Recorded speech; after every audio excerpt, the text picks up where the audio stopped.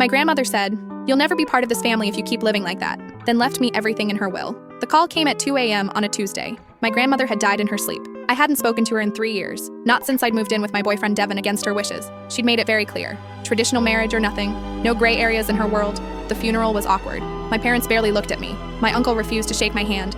My aunt whispered something to my cousin that made them both glare. Apparently, living with someone before marriage was still the ultimate family disgrace, even in 2024.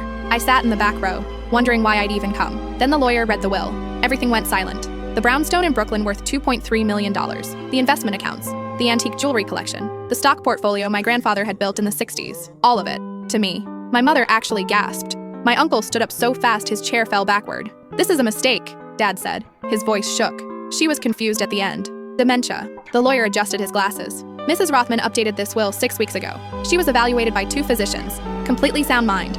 I sat frozen while my family exploded. Accusations flew. They'd been the good children, the obedient ones. They'd visited every Sunday while I'd been living in sin. How could she reward my disrespect? That night, I found a letter in the manila envelope the lawyer handed me. Her handwriting, shaky but clear. "Dearest Willow," it began. "By now, they're furious. Good. Let me tell you something I never told anyone. When I was 19, I fell in love with a jazz musician named Raymond. Your grandfather was already courting me, but Raymond made me feel alive. We planned to run away together. Then I got pregnant. My hands trembled. My grandmother had never mentioned any of this.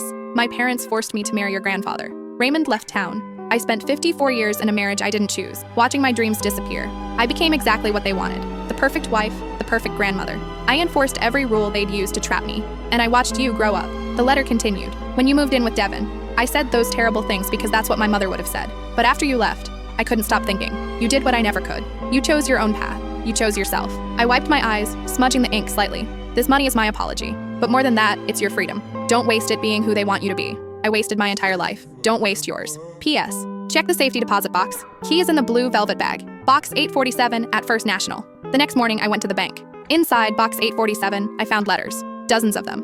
All addressed to Raymond Carter in New Orleans. All returned, unopened, marked, address unknown. Letters my grandmother had written for decades, trying to find him. The last one was dated 3 months before she died. Underneath the letters was a birth certificate, not mine. Someone named James Raymond, born 9 months before my grandmother married my grandfather. Given up for adoption the day he was born. My grandmother had another child, a son no one knew about. And according to the lawyer's business card tucked inside the certificate, someone had been making inquiries about accessing my grandmother's estate records. 6 weeks ago, right when she updated her will. Someone else knew about James, someone who might want a piece of that $2.3 million.